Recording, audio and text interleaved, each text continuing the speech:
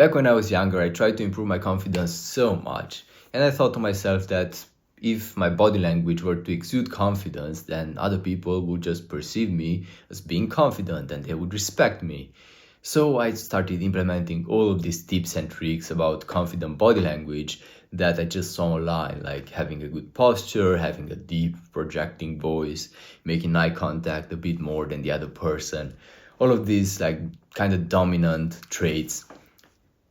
And I remember this one time I was on a bus with a friend of mine. We sat down next to each other and he was kind of man spreading and I was more like in my area, in my comfort area, personal area, I don't know how to call it.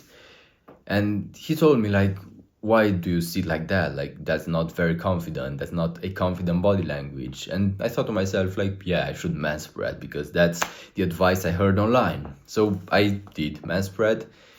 But looking back, I just find that as being such a cringe event, such a cringe thing to do because one, I'm just optimizing my body language to be perceived as being confident despite the fact that I'm not confident. Because who needs to say, look, I'm confident, I'm confident? The one that's not confident. But then two, I was also maybe a pain in the ass for the people walking there. Maybe I was taking up too much space for them. And look, it's a public place, it's a social environment, right? You need to respect the other person and to fit in the social regulations. I don't think breaking the rules of what's socially normal and appropriate is fine in such a situation. And by the way, what I realized afterwards is that in terms of body language, there are so many situations and scenarios where there will be a guy that's just pretty like in his own personal space, not mass spreading, not being extremely outgoing, and maybe even breaking some of these confident body language rules. But that person might just exude confidence through something that's less quantifiable, I think, through his energy in general, through the vibe. It's something that we can't really point to, like, that guy is doing exactly that thing that makes him look confident. It's not as simple. It's more like his entire persona, his entire vibe exudes confidence. And how is that possible, right? He's crossing his legs, he's not really standing like this and talking with the deepest voice. He's more relaxed, he's more chill, casual. And that's true core confidence, honestly.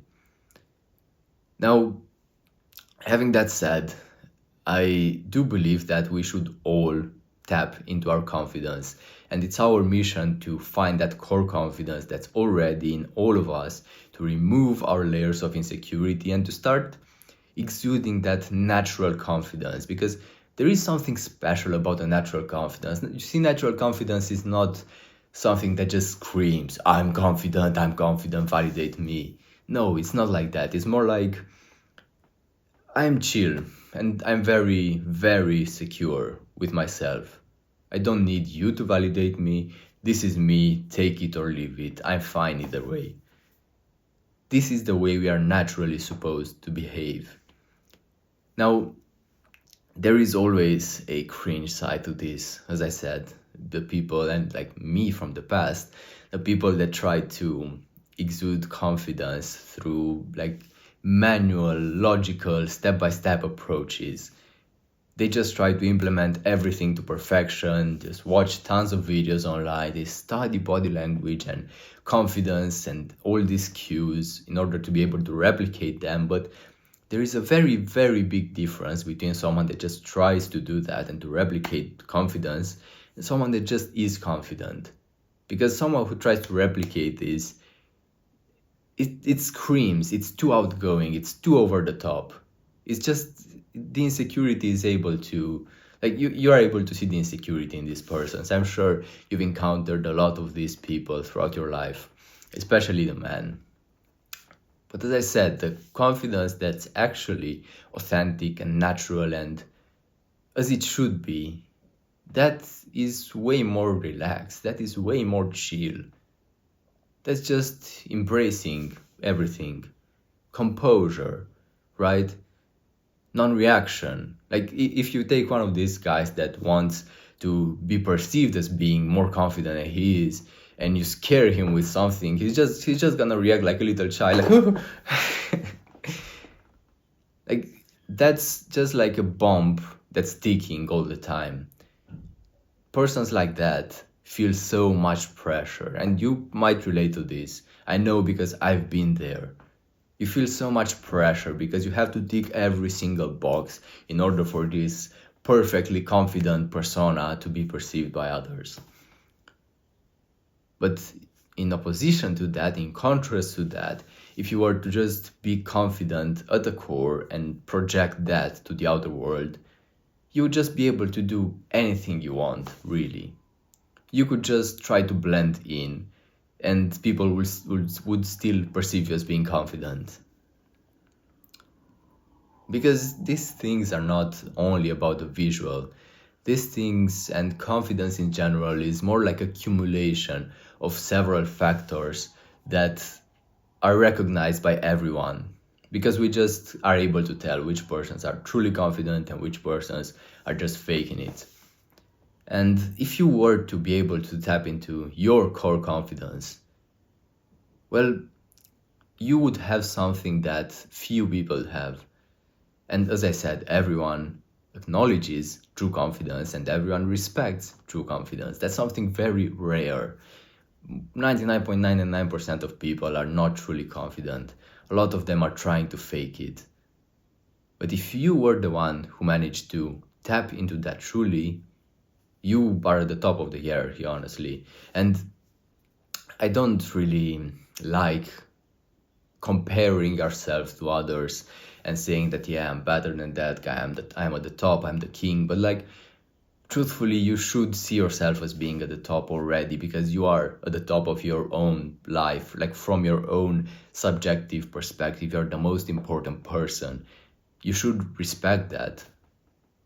You should respect that more, because truthfully, you probably place a lot of people above you in your mind on a pedestal, but you should not.